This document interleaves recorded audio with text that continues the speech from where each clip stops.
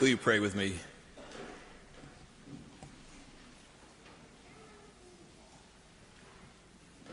And now, O God, let the words of my mouth and the meditations of all of our hearts be acceptable and pleasing to you, our rock and our risen Redeemer. Amen. Just for a moment, picture that one outlier in your life, that one oddball or odd duck in your circle of family, friends, and acquaintances whose opinions, beliefs, and way of life are radically different from almost everyone else you know. Go ahead, picture the face and what it is that makes them so different. If you're lucky enough or unlucky enough to know more than one of those persons, just pick one. Perhaps it's someone you grew up with or someone you went to school with, someone at work, that strange family member or in-law, someone on Facebook whose ideas and view of the world seem totally outlandish and impossible. Now, got it? Imagine waking up tomorrow and learning that that person with all of their crazy, nonsensical ideas is absolutely right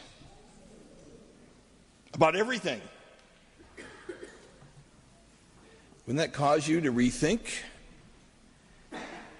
just about everything about that individual and their approach to life and everything about your own approach to life? Surely it was something on this order when the disciples heard the news that Jesus had risen from the dead and was alive. Right from the start, he had been their outlier. Someone they didn't quite know what to make of, but could not turn away from, as he challenged conventional thinking about both heaven and earth.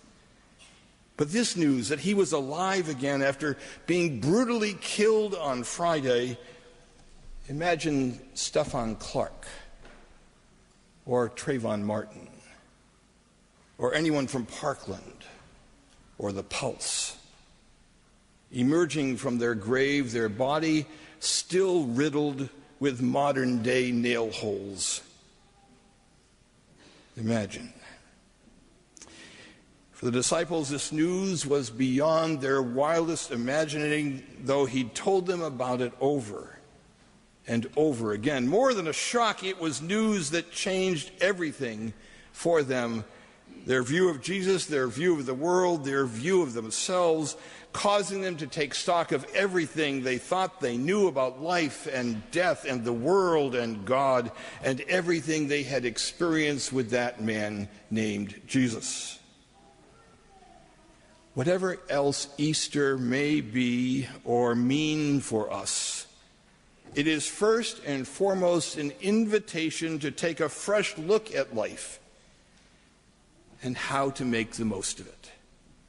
How to live fully, freely, joyfully, expansively, exuberantly.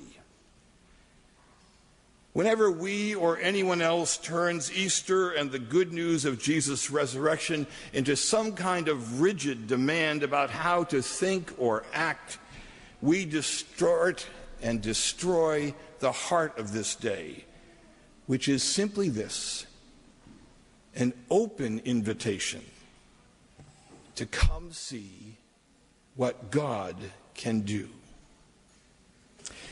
Come look for yourselves, the angel says to the women outside the tomb. Don't just take my word for it. Come see for yourselves that the tomb is empty, the body gone. And the very next words of the angel carry a second invitation. An invitation to all the disciples to follow Jesus back to Galilee, where the story began, and to meet him there once more. If you came here today looking for a sermon with all of the answers and all the explanations, you, my friend, are going to go away disappointed and as mystified as the women outside the tomb that day. But I think I have a better deal for you. An invitation to see God's power for yourself and to find Jesus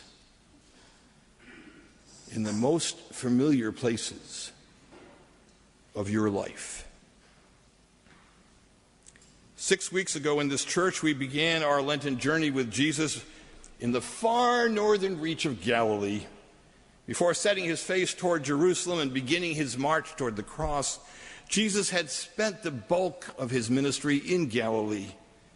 Here he had found his disciples. Here he had healed the sick, cured the blind and the lame. Here he had calmed the angry sea and walked on water. Here he had fed the 5,000, performed his miracles, preached the Sermon on the Mount, and proclaimed the nearness of God's reign.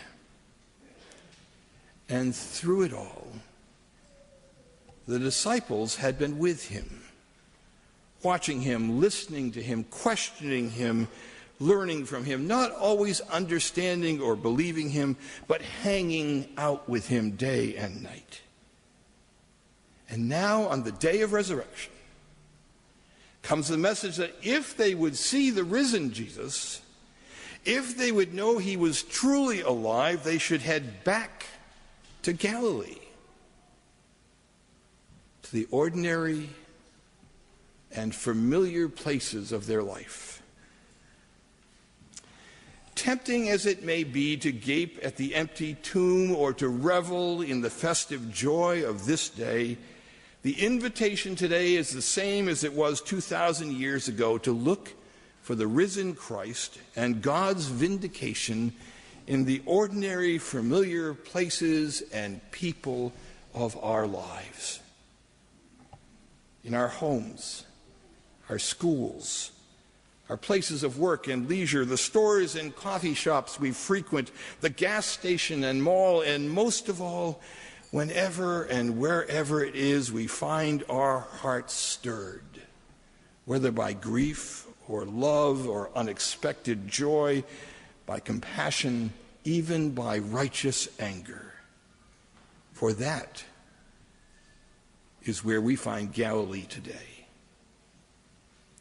The wonderful writer Brian Doyle puts it this way: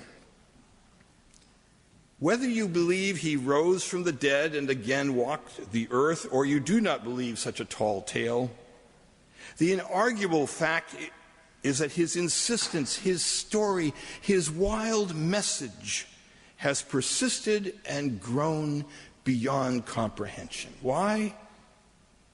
I believe, he says, it is his sheer insistence on that which is wholly unreasonable that touches us deepest in our hearts, that reaches down and makes us shiver in our deepest bones, that rings the very deep bell of truth in ourselves.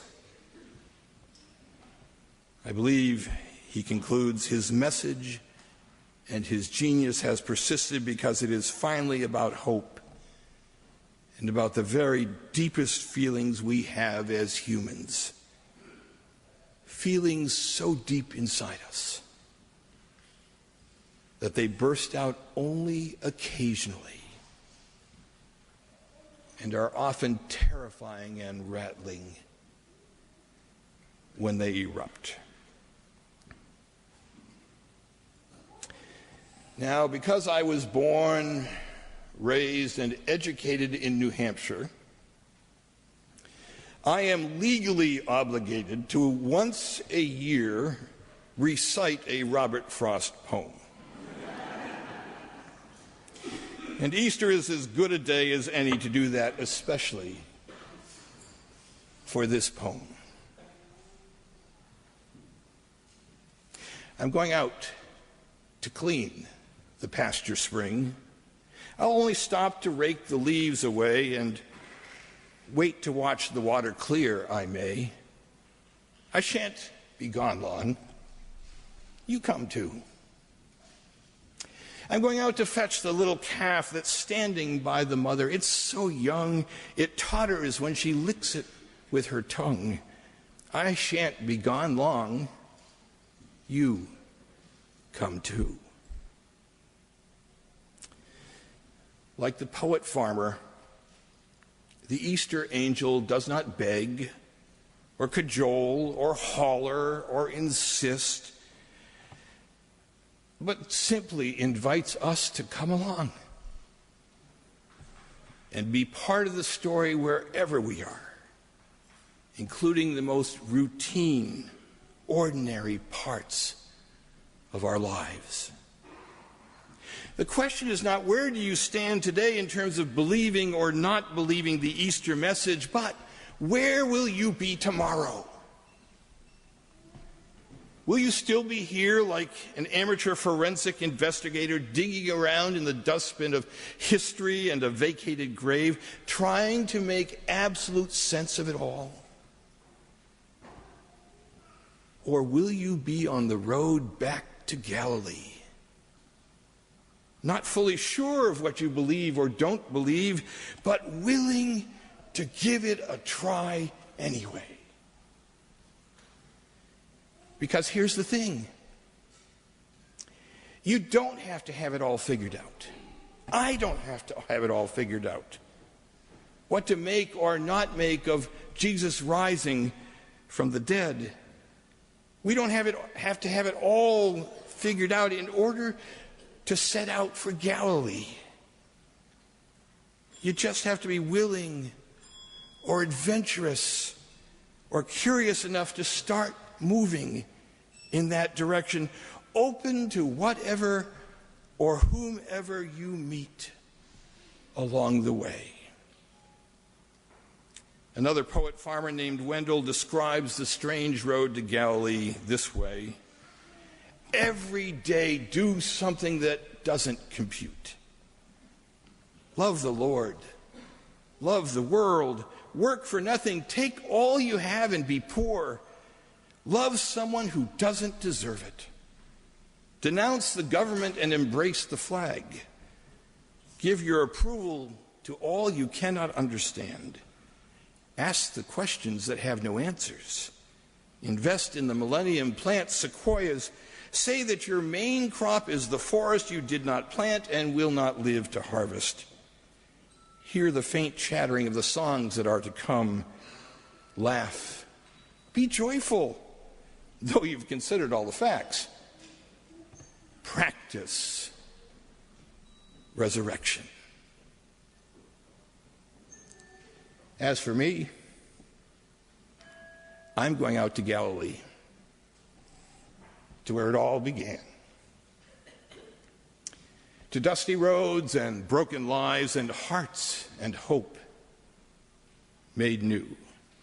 To fishing nets and soaring birds and lilies of the field. To stories told of God's embrace for strangers and for sinners. I'm going out to Galilee. I shan't be gone long, for it's really not far. You come too.